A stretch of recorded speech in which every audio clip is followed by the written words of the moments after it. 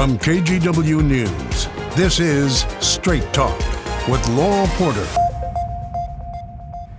Hello, everyone, and welcome to Straight Talk. I'm Laurel Porter. Many of you know how frustrating it can be traveling on I-5 across the Interstate Bridge. Traffic is often in gridlock. More than 143,000 vehicles cross the bridge every day. Many of those vehicles are semis carrying freight on a vital trade route. Congestion and bridge lifts slow everything down, leading to 7 to 10 hours of congestion during peak travel times. There's also a question of safety. The existing bridge's foundations are made up of timber piles set in sandy soil. A major earthquake would likely substantially damage the bridge, possibly beyond repair. The mayor of Vancouver has said the bridge is the gateway to the future for not only Vancouver and Portland, but the entire region. But if you're like me and you've lived here a long time, it seems like we've been talking about building a new bridge forever. So what gives? How close are we to a new bridge? In this episode of Straight Talk, we get a progress report. When will we know what the bridge will look like? When could construction begin? What's the timeline for a new bridge? And what about jobs? How do you get one? How do local businesses get a contract? We'll answer those questions and more with our guests. Greg Johnson, the Program Administrator for the Interstate Bridge Replacement Program, or IBR for short. In his role, Johnson represents both the Oregon Department of Transportation and the Washington State Department of Transportation. Johnson is a licensed professional engineer with 20 years experience as a senior executive in the transportation industry. He's worked on major infrastructure projects in both Maryland and Michigan, including early involvement on the Gordie Howe International Bridge project to cross the Detroit River between the United States and Canada. Also joining us, Aidan Gronauer. He is the Assistant Director of Civil Rights and Equity for the Interstate Bridge Replacement Program. He also represents both Oregon and Washington's transportation departments and champions IBR's efforts to bring equity front and center. He's previously worked on equity and sustainability issues for Metro and TriMet. Welcome to my guests, Greg Johnson and Aidan Gronauer. Welcome to Straight Talk. It's nice to have you both here. Oh, it's a pleasure to be here with you. Thank you for having us. You've been here a couple of times. Aidan, your first time here. Thanks for being here on Straight Talk. And I think one of the first things our viewers want to know is a progress report. How are we doing? Where are we in the process? When are we going to see construction? We'll begin with Greg. So, Laura, we are still in what is called the National Environmental Policy Act process, NEPA for short. And we are working towards getting a draft supplemental environmental impact statement out later this year. That's going to be a major milestone for the program. And that will lead to getting a record of decision sometime late next year. And that is when we have a federally sanctioned project that we will start seeing dirt being moved, shovels in the ground. So possibly by the end of 2025. Yes. So Aidan, where are we in progress trying to keep equity front and center on this project? Thank you for that question, Laurel. So the Interstate Bridge Replacement Program is centering equity in everything we do, both through our processes and our outcomes. So equity is a continuous work for our program. To name a few of the things that we've been working on so far is we've had our Equity Advisory Group create an equity framework, which helps guide our work, define equity, and hold us accountable to our work.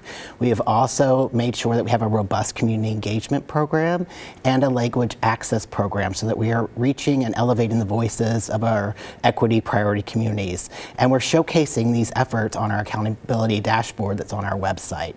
We also have an equity lens that's helping guide our decision makers in their thinking through an equity lens, as well as much other work. So again, equity is a continuous process for the Interstate Bridge Replacement Program. And you mentioned your website. If people want to check it out, interstatebridge.org, if you want to check that out. A lot of people want to know, what is this bridge going to look like? So let's take a look at some new visualizations that came out earlier this year.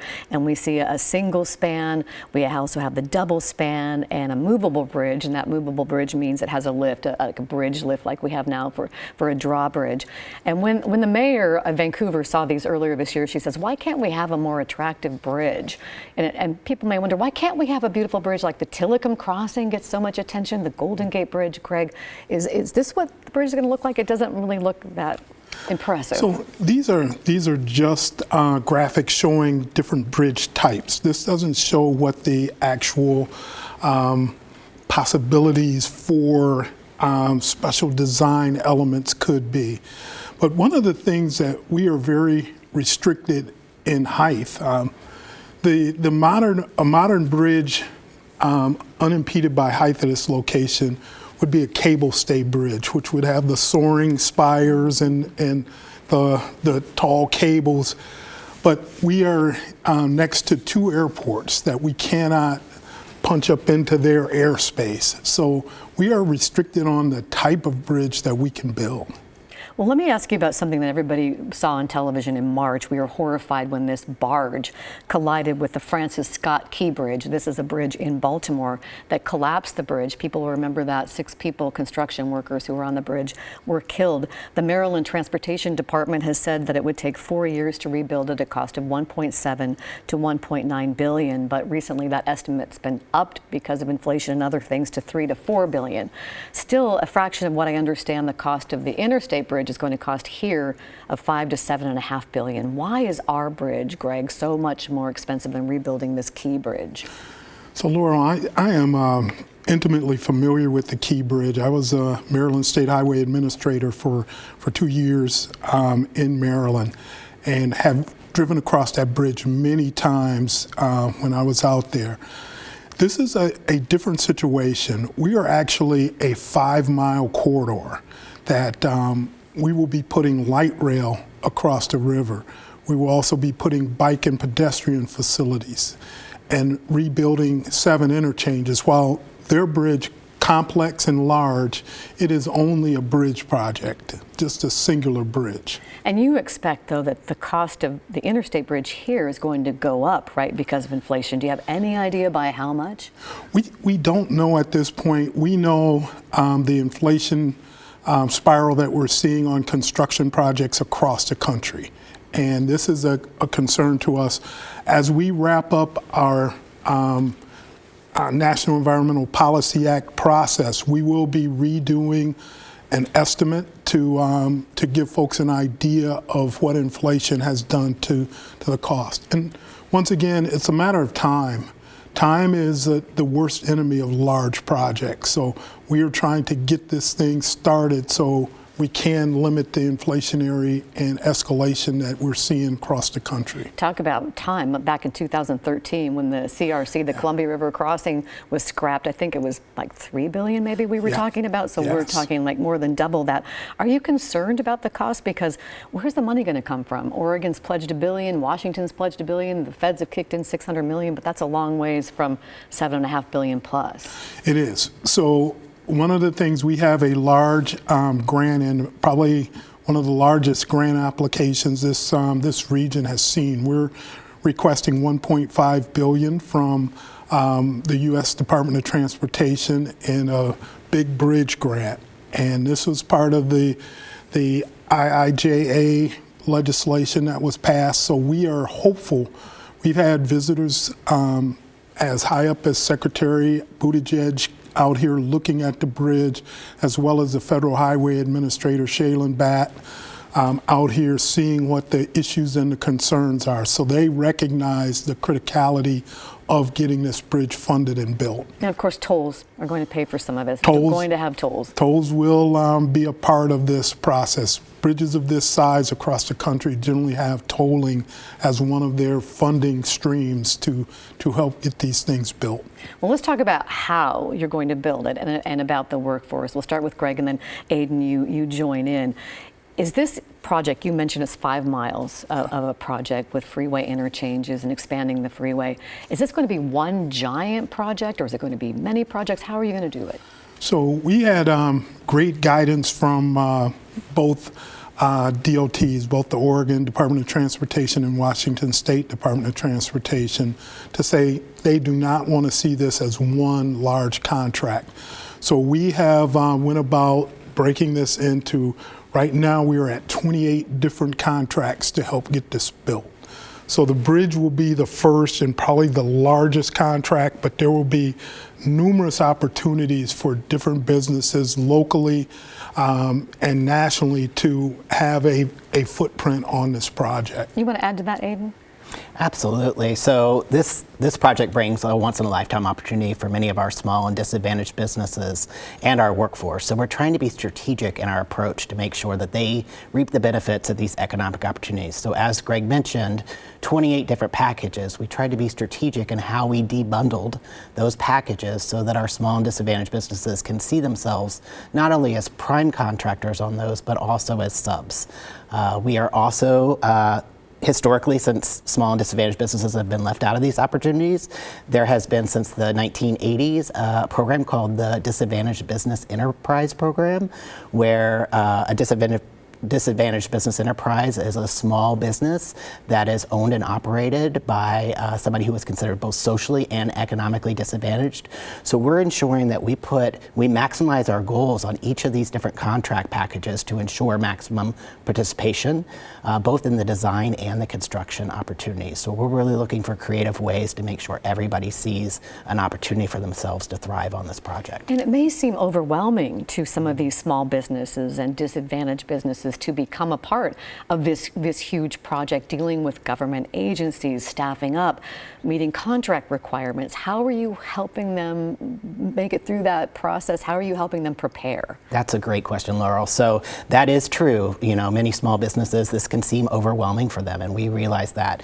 Really, we believe that access to information is key critical. So we're making sure that all of our small businesses across both states have access to the information. So we're partnering with our community-based organizations across both states to extend our reach into the communities and ensure that the small businesses have access to the information as it comes out, as well as supportive services that these community-based organizations provide small businesses, such as, you know, back office help, helping understand how to read contract language and propose on contracts, as well as access to capital and bonding opportunities. We want to make sure that when our solicitations are ready, our small business community and workforce community are ready.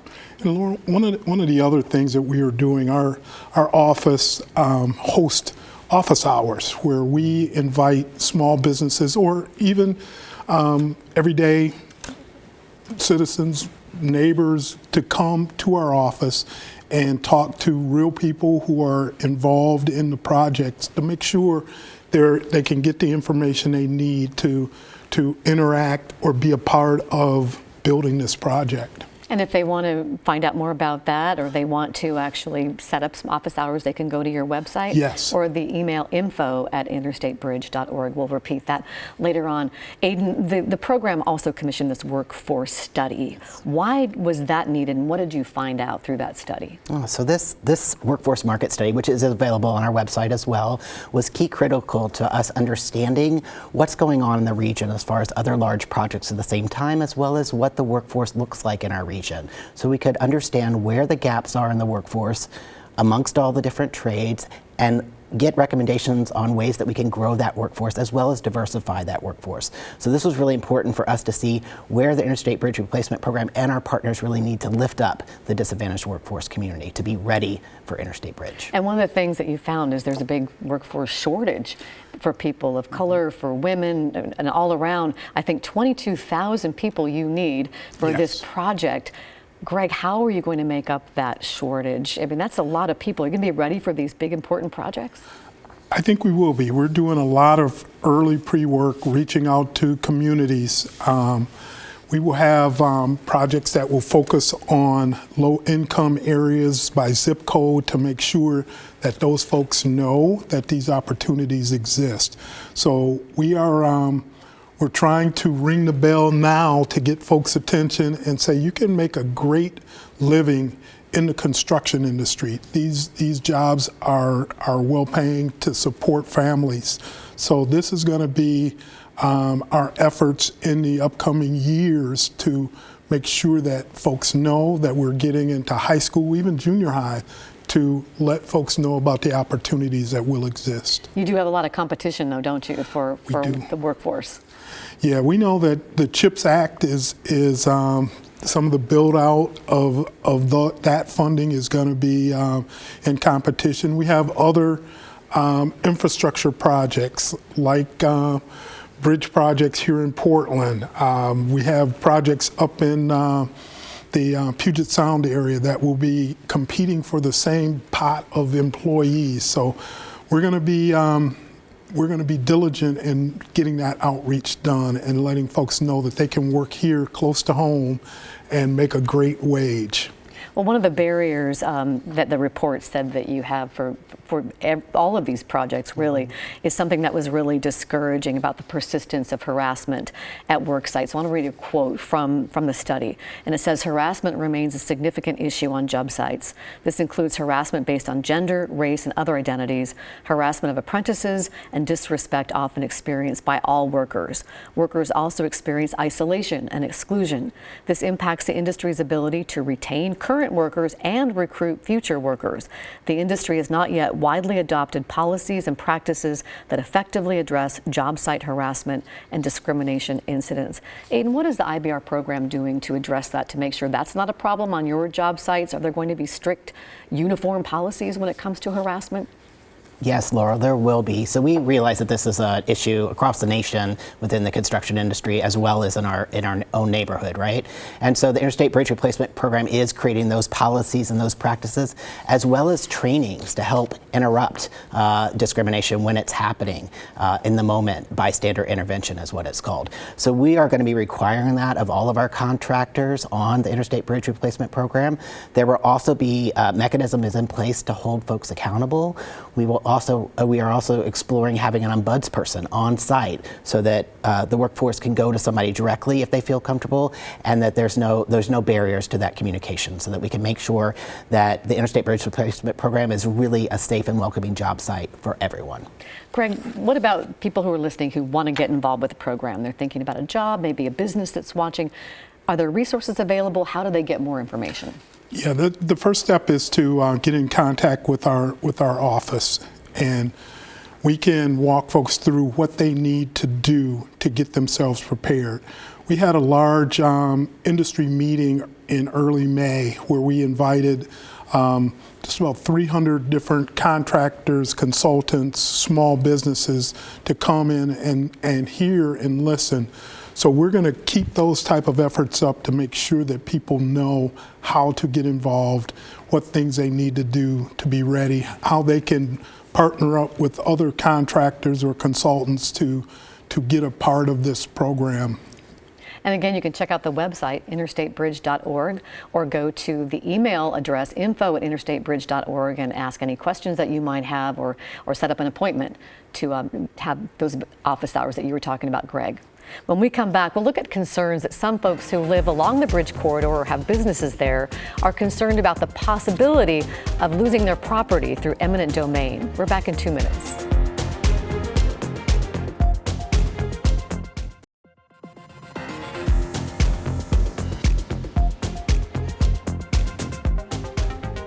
Welcome back to Straight Talk. I'm Laurel Porter.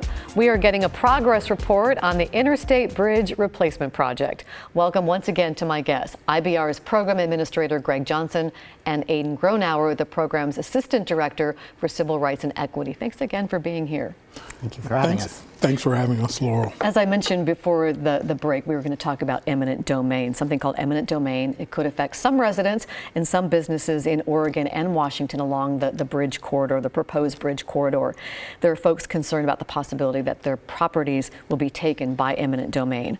Documents obtained by KGW show the project needs to fully or partially acquire a total of 176 parcels, including 43 residential units and 33 businesses, some on Hayden Island, some in downtown Vancouver, including the new Hurley building, others a couple of miles north of Vancouver, where the IBR project would add a bypass off-ramp next to the I-5 interchange with State Route 500. And we talked to one of the residents possibly affected in the Shumway neighborhood. Here is Brenda Palmer. Let's listen. There's just no answers. They come in and they talk about, well, you know, it's going to be fair, it's going to be equitable, you know, the people that are going to build it are going to be, you know, and I'm like, I don't care about that. I want to know what you're going to do with my house, if anything. And then we'll talk about fair and equitable for the price you give me.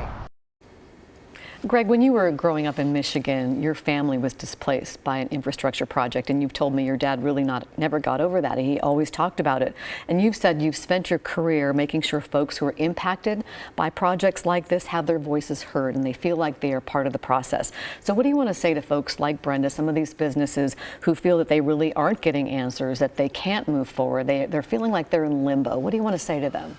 So Laurel, whenever a project has to take property or businesses from people, it is one of the most excruciating things that we have to do as public entities. It is people who have lived in homes and own businesses, but if there is a footprint, and right now our footprint isn't set. That's why we are not having conversations with folks.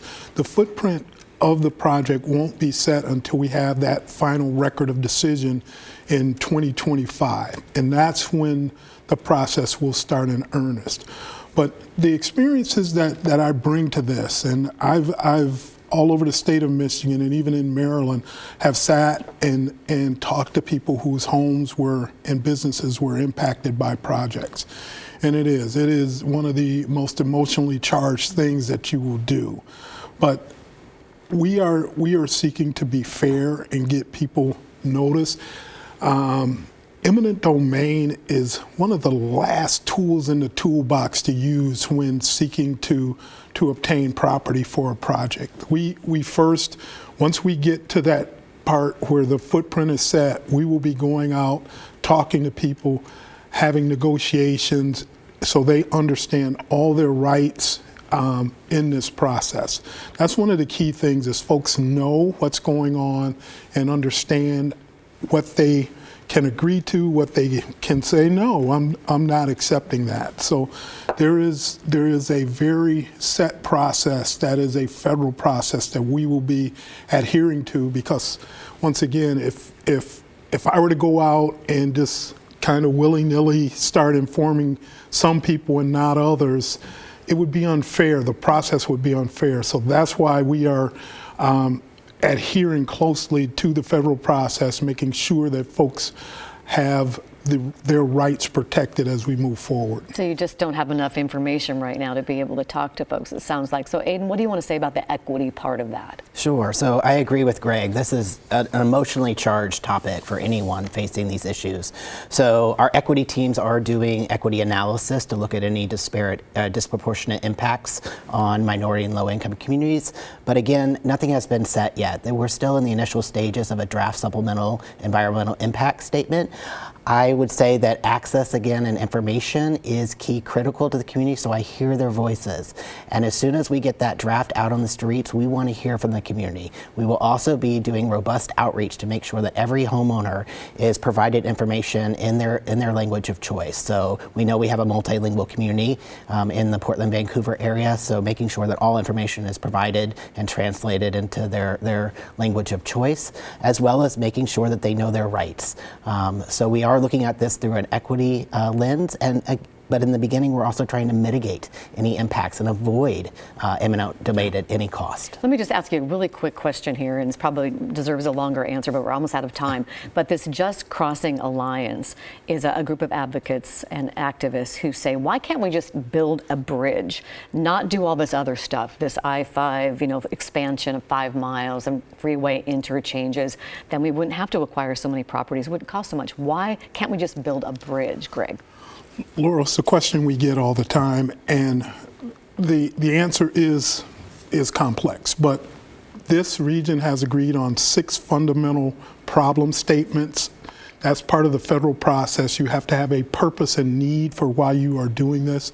So this region has agreed on those purpose and need statements. And just building a bridge does not solve. It solves maybe 1 or 2 of those problems.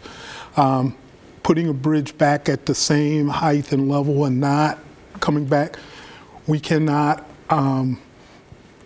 maintain traffic in the I-5 corridor at the same time. We'd have to shut down I-5 for a number of years. So we're looking at all of these things very carefully, but we know that We cannot solve congestion, freight issues, and all of these things by just replacing the bridge. I have to stop you there because we're out of time. We need another half hour. But again, you can check out the website there, interstatebridge.org. You can email at info@interstatebridge.org if you have more questions. Thank you for watching. Thank you for listening to our podcast. We'll see you next week for Straight Talk.